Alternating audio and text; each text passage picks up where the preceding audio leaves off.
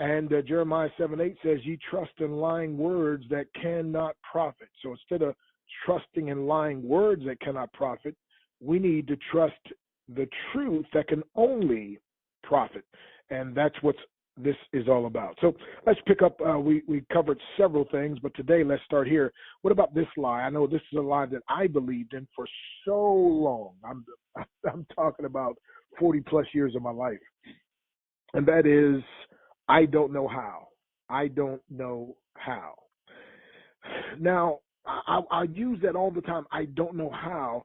I don't know how. I don't know how, until I heard of this powerful quote by a man named Picasso. And Picasso made this quote that shook me to my very foundation.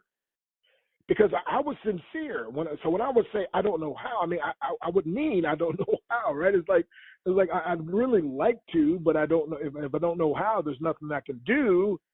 And then I heard what Picasso said, and that is this: I am always doing that which I cannot do, in order that I may learn how to do it. Ooh, can I say that again? And I know I've said it before several times, but again, in this context, it just strikes me and hits me hard. Picasso said, I'm always doing that which I cannot do, in order that I may learn how to do it. And then I coupled that with a scripture that says, if any man will do his will, he shall know of the doctrine. So my thing is, I want to know first, and then I do. And God says, no, you commit to doing, and then I'll let you know. And in essence, that's what Picasso was saying. I'm always doing that which I cannot do, in order that I may learn how to do it. I mean, think about it. Someone who knows how to do something, how did the first person learn how to do it? Right? They had to just do it. Now, again, I believe the fast track is to have mentors and so forth. But I'm saying this, my friend. I'm saying that I had to learn to stop saying, because again, my words, my words literally was casting a spell. And yes, I'm talking about, and now some people think a spell has to do just with witchcraft and things like that. But no, the word spelling, part of that, spell, spell, literally, our words, we can cast a spell on ourselves. And those of us, even as Christians, and we don't even understand that we're locking our success. We're limiting and actually locking out God from doing what he'd like to do in our lives. And again, some of us, I mean, I was well-meaning, and today I'm still well-meaning. And today, I guarantee you, I'll find out something that I'm believing right now that's a lie that I don't even know it's a lie. And by the way, that's one of the things about a lie. Write the word, I've done this in my book. If you've never done it, you can do it now if you're not driving, obviously. If you're driving, then let it go. But you write down the word denial, Denial, denial. If you write the D and once, then underneath the E, write a D, and then underneath that the E, underneath that the N, underneath that the I, underneath that the A, underneath that the L. Let me give you the acronym for denial. And again, this is another thing that shook me to my core. And again, this is one of the things why I love teaching so much, because again, most of what I teach is what changed my life, is what God challenged me with, and it changed my life, and it caused me to think, and it caused me to have to change some things. And then I figured if I just make it into a lesson and teach someone else, it could help them as well. So my acronym for denial is this: don't even notice I am lying. Ooh, denial.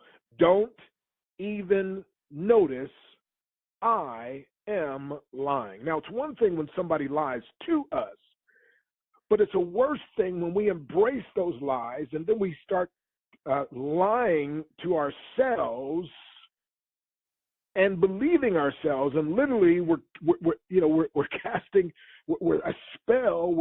We're saying things. See, words have creative power. There's death and life in the power of the tongue. And so when we're thinking, as a man thinketh in his heart, so is he. And when we're speaking, death and life. So when we're speaking this and saying this, my friend, what do you think is happening? So again, we're causing a situation in our minds and in our existence that's limiting us from having really what we could have. So if Picasso could say, I am always doing that which I cannot do. Why? In order that I may learn how to do it. If he could say that, then listen, I've said this oftentimes, I'll say it again. If God did something for somebody, he can do it for anybody. But God didn't make you an anybody. No, he made you a somebody. So if Picasso could say that, listen, you can say, you say, but I'm not Picasso. I know. And part of the problem is because you're not saying what Picasso said, you're not seeing what Picasso see. Ooh, that's good right there. See, again, I understand, my friend, because again, it's a scary situation. We feel comfortable. Sometimes we've been believing our lies for so long. We feel comfortable in our lies. And we feel comfortable in our limiting lifestyle, and God's trying to break us out. And people that are looking to us, people that we have influence over, are people that we could have influence over. They need for us to break through. They need to see us break the limits that'll give them the courage to break their limits. And I'm telling you, my friend, so that's why as leaders, my friend, we've got to step up to an extra standard. That's why as leaders, my friend, we've got to have an open ear and an open eye and to find out, okay, what lies have I been believing in that I need to shed that's causing me, that's hindering me from prospering? And don't get me wrong, some of us, we're enjoying some prosperity to a point, but we don't have that unlimited prosperity, that unlimited success. Why? Because some lies that we've been believing in, right? Right in the word beliefs, right in the word believe is the word lie. Lord help me. All righty.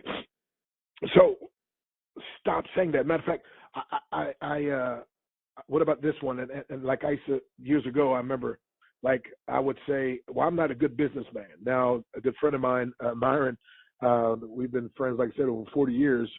And Myron used to say, hey, Doc, instead of saying, I don't think a lot of that what you preach about, if you would attribute that also to business, because back then everything was just, to me, spiritual, wasn't business, right? And I didn't want to have anything to do with business back then. But anyway, but he's one to help me. He said, look, instead of saying I'm not a good businessman, because I would always tell people, hey, Myron's my manager. You go talk to Myron about this business stuff. That ain't my forte, right? My forte is the preaching and ministry. So he said, Doc, why don't you just say I'm not the best businessman, or I'm not as good as businessman as I'm going to be, but I'm working on it and I'm getting better. He says, if you say it that way, you're the way you're saying it, you're locking your mind out from any possibilities of ever being a good businessman. He said, I'm telling you, I've taken seminars, I've paid hundreds, in some cases thousands of dollars to attend, and you exemplify. You do stuff naturally that people are paying hundreds of dollars to learn, and but you're locking it out because you're actually saying you're not something that you technically are, but you're not aware of it. And so he said, instead of saying you're not a good businessman, say again something to the effect of maybe you're not as good as a businessman as you'd like to be, or you're getting better or something. And I'm so glad I took him at his word, and I was like, okay, and I started working on that. And instead of saying I'm not a good businessman, what was that? That was a lie that I was believing in. That was a limiting belief. So that was a lie that I was believing in that was limiting me. And so when I stopped saying that and I started saying, I'm not as good as businessman as I'd like to be, but I'm getting better all the time. Guess what? I started getting better all the time. And guess what? People started saying about, man, he's a great minister, but he's also a great businessman. Isn't that interesting? I broke the spell off my own life that I was putting on my own life. Oh, good God Almighty. That's good right there. Let me say that again. I said I broke the spell off my own life that I put on my own life. I put it on my life by what I said. I put it on my life by what I thought. And I didn't understand the power. And again, I was attributing this to other things, but I'm saying we all, and that's why we all need each other, my friend, because again, I've got blind spots that I can't see, and bless my wife, she can see things in me that I can't see, and she can see weaknesses that I can't see that I'm not aware of, and vice versa. And that's why, again, as brothers and sisters coming together, we can see things in each other that each other can't see in themselves. And that's why it's always a learning process, my friend. And that's why, again, I'm so glad for you all, your dedication to these calls, even in Pastor Kenny's absence. You're dedicated to your own growth. You're dedicated to your own success. And as we discover again some of these lies that some of us have been believing in, some of us used to believe in, maybe some of us still believe in, that we can break the shackles from the limiting beliefs to the unlimited success that God desires for us to have. Hey, what about this one? I'm not gifted. I'm not gifted. I remember I'm not gifted, right? And again, when we think of gifted, we think of somebody that can do something seemingly like effortlessly. It just comes natural, right? Like the world says talent. And so I'm not gifted or I'm not talented, right?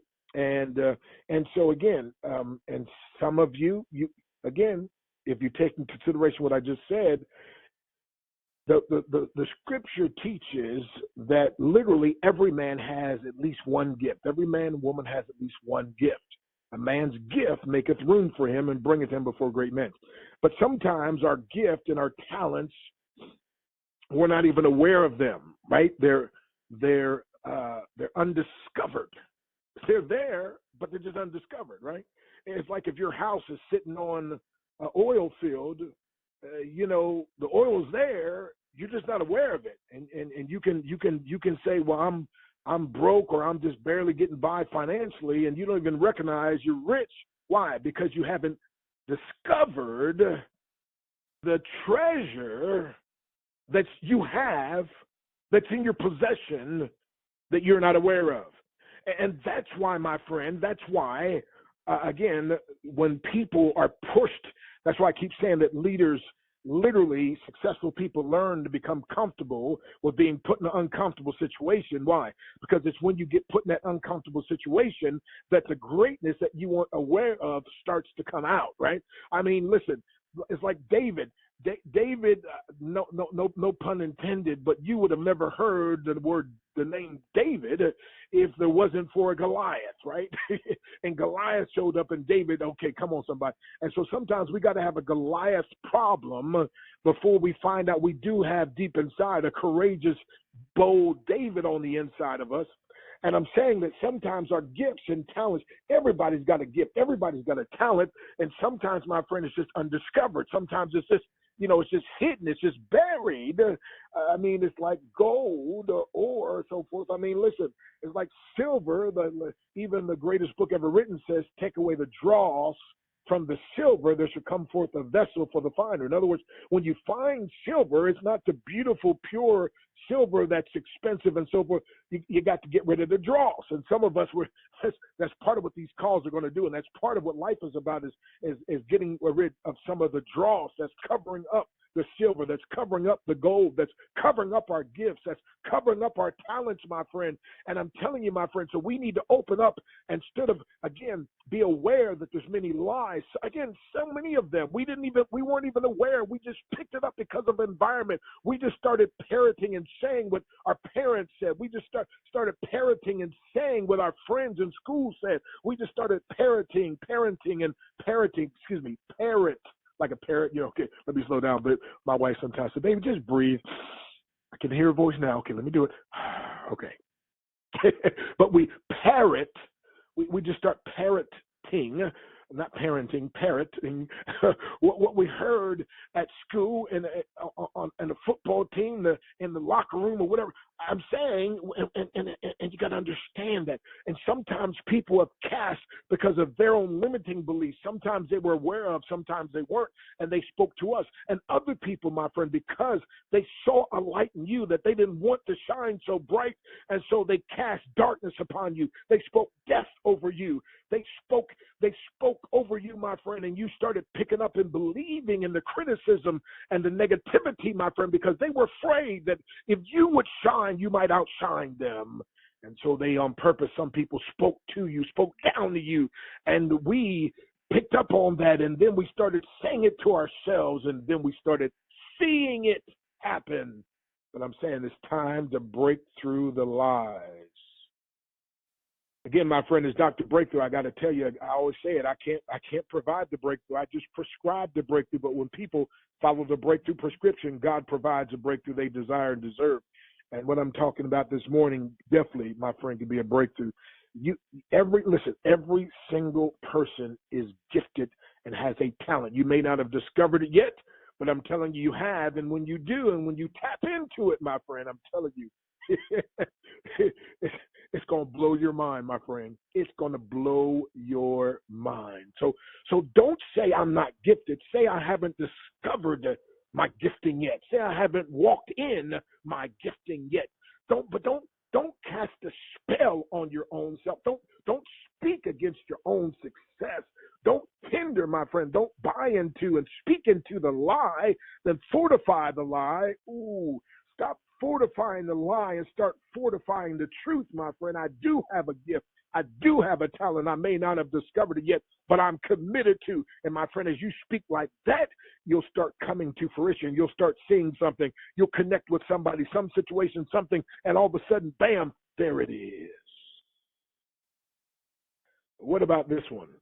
Lies that limit us. What about this one? The white man won't let me get ahead.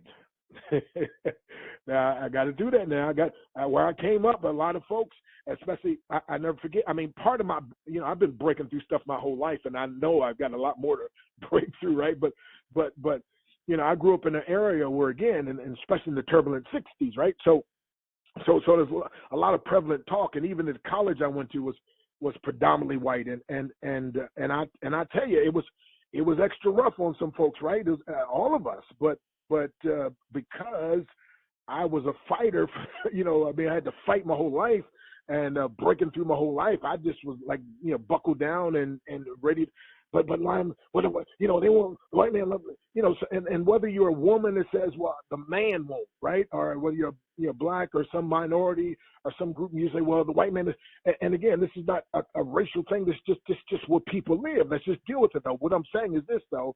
I'm saying that's a lie that you're believing in, and if you believe that lie and you speak that lie, then you live according to that, my friend. Listen, you need to understand, and there's no man, there's no white man, there's no black man, there's no any kind of man that's stronger than God himself, my friend, that's stronger than your eternal purpose, that's stronger. And so I'm saying this, my friend, yes, there are people that can do things that could hinder, maybe that you won't be as successful as fast as you could have been or would have been. Maybe there are people that overlook you, won't notice, and so forth. I mean, even, do you know David went through prejudice in his own family when, when the prophet came to him and his dad Jesse, and he trumped out all of his sons except for David.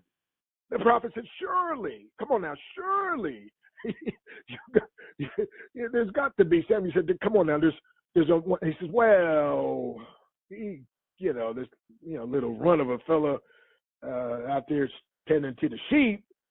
Yeah, Sam, bring that one in. And that was the one.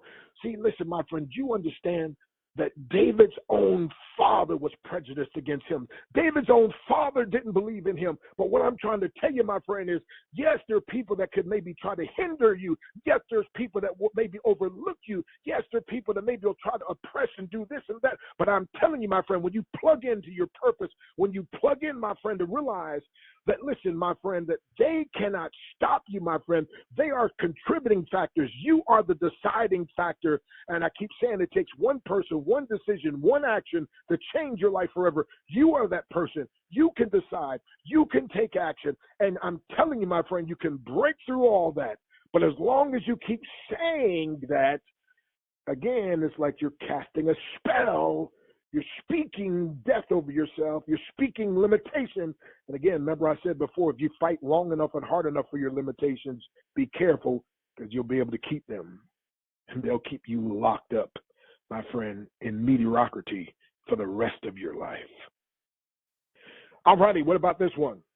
I'm not a good public speaker. What do they say? The number two fear, I mean, is in the world is one is dying. Number two, they say, is speaking, being a public speaker or speaking in public. I mean, well, I'm not a good public speaker. I'm not a public speaker. I can't speak in public. Well, I got news for you. You speak in public every time you speak. I mean, where do you think you at with, right? I mean, hey, if you think about, see, I'm saying there's lies that are keeping you from profiting. And when you speak like that, again, as a man thinketh, so is he. Again, when you speak like that, death and life and the power of the tongue, when you speak like that, watch this now. So again, understand that every single person, listen, you may have a fear about it. And there's some great speaking friends that I have that even in their greatness, I was listening to Les Brown not long ago, and he was talking about when he spoke at the Georgia Dome, 80,000 people. Can you believe that? I mean, the most I've spoken to so far is 17,000, but 80,000 people in the Georgia Dome, and he said he was scared to death. He's like he couldn't go out there, and they came back looking for him, right? And the guy was his coach back and said, "Come on, man." He called him Brownie. He said, "Brownie, man, you got to get out there." And Les said, "But I'm scared to death." And you know what? He talked him into going out there, and Les just did it scared. And of course, that became one of the best talks he ever did. And that's the one we talked about. You got to be hungry, right? And if you've never heard that talk by Les Brown, you got to be hungry. Oh my goodness, you got to get that, my friend. You got to be hungry, right? I mean, incredible. But again, get this now. He had an opportunity, could have embraced or stayed on. And wait a minute, that's a great public speaker. And he was afraid to go out there. So again, you have to break it down and realize, no, every time I speak, I'm speaking in public. My fear might be speaking to great crowds, but don't say I'm not a public speaker, because you see. And here's the thing: it's like my beautiful wife Nadia is very, I'm super, super kind of outgoing, and she's super, super kind of, introverted. And so a group of women had asked her to speak. As a matter of fact, they wanted me to come and say a few words and sell my book, and at this event. And I was like, and I was scheduled to speak somewhere else. And so I was like, look, I can't, but what I can do maybe is let my wife stay back, and she can show up and bring my book and so forth. And so the lady, oh yeah, that would be wonderful. And then I said to her, I said, now, by the way, do you know my wife also has her own books? And she's like, oh, really? And so, make a long story short, I sent her to Nadia's website, Positioned to Prosper, position2prosper.com. And man, she's like, wow. And so she's like, do you think your wife will speak? I was like, well, Nadia, she always tells people I'm the speaker, she's not, right? And so I was like, she's turned down a lot of things, but you can ask her. And so I was shocked when Nadia accepted this one, and she said to me, baby, but I'm not a speaker. And I said, baby, you are. I said, as a matter of fact, because you're very quiet, people like me, sometimes I blow people over. I'm like too much. But you're like so quiet that when you open up your mouth, it's kind of like E.F. Hutton. When you speak, people listen. And sometimes because you're so soft spoken, they got to lean in. So that could be a good thing. I said, and I just gave her a few tidbits, but one main thing that really helped her, because she did go speak, and not only did she speak well, she did so well they invited her back, right? But here's what I told her. I said, baby, you can speak to one person, right? And she said, well, of course. I said, okay, so I want you to forget about speaking to a crowd, and I want you to focus on speaking to one person. And it's just like you're having a conversation. You just speak with one person. And I said, what I want you to do is you speak with one person at a time.